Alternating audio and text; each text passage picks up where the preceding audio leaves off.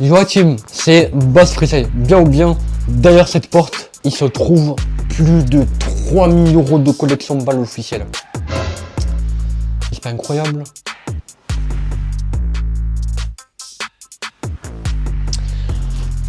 Eh ben c'est parti, on va découvrir ça tous ensemble. Et je vais vous expliquer les anecdotes de pourquoi j'ai acheté ces ballons. Sauf la partie collection de balles de Champions League. C'est parti. Voilà, la partie collection de balles officielles.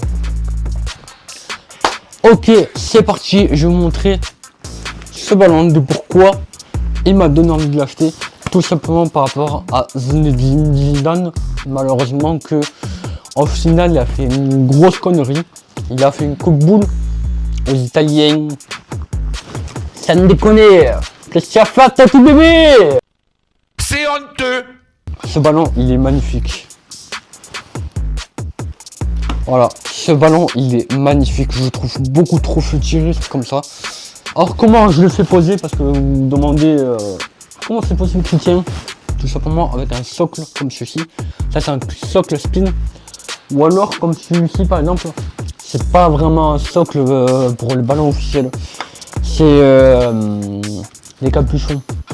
Par exemple, la composte, c'est un capuchon. Voilà. Ensuite, il y a le ballon de la Coupe du Monde 2010. Oh. Pourquoi je l'ai pris? Parce qu'il est magnifique. J'adore les dégradés de couleurs. Vous avez du bleu, du vert, du rouge et du vert. Là, il y a du rouge, bleu, vert. Tout simplement, pour moi, il est incroyable la couleur. Il n'y a pas mieux que cette couleur. Sinon, nous avons le Brazuca. Alors, pourquoi je l'ai pris? Parce que j'étais fan de l'Allemagne et du Brésil. Il est magnifique celui-ci. Celui-ci aussi, franchement, magnifique. Ensuite, la Telstar. Ben, tout simplement parce que j'aime beaucoup son style. Très particulier. Tout simplement. Et là, ben, magnifique. Et en même temps, la France a remis la coupe à la maison. Celui-ci, c'est une réédition 2025 de la Coupe du Monde 2006, tout simplement. Qui était complètement raté. Alors qu'il a... Au début, j'ai trouvé moche. Par rapport à l'arc-en-ciel. Voilà. Ensuite, la version finale. Au début, pareil, moche. Mais au final, je trouve magnifique. Ensuite, on va parler de la Champions League. C'est très simple. Je vais parler de quoi ça, le ballon? Celui-ci. Vous savez pourquoi je l'ai pris? Parce que c'est plus parisien. Il a perdu la Champions League en finale. Humour. Parce que il y a des parisiens sur ma chaîne YouTube.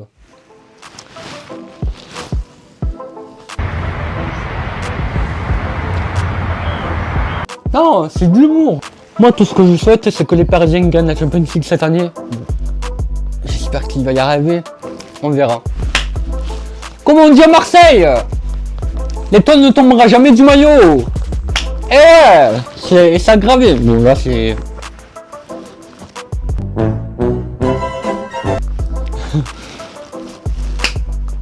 Et je vais vous dire, le ballon le moins cher que j'ai acheté de toute la collection, celui-ci m'a coûté 90 € ou celui-ci, je m'en souviens plus des deux.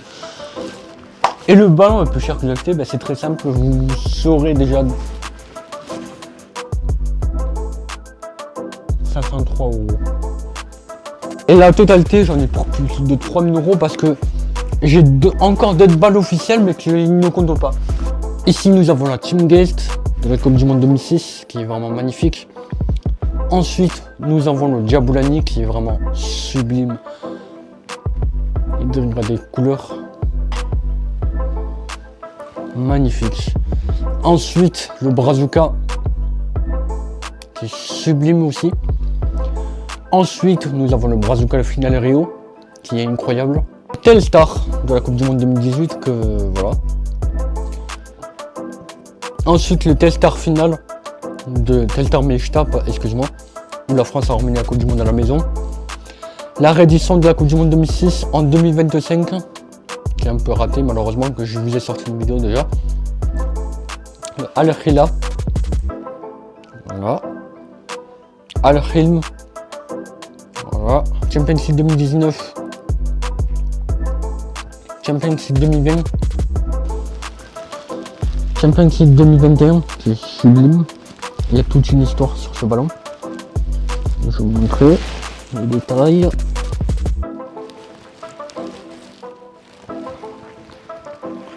Voilà. Sachez que celui-ci, regardez, il est marqué 2019 Madrid. C'est ce ballon-là. Tout simplement. Et celui-ci, 2020 Istanbul. À Lisbonne.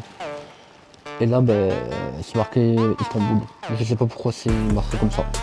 Bref. Ensuite, celui-ci que je trouve sublime. Champions League 2022.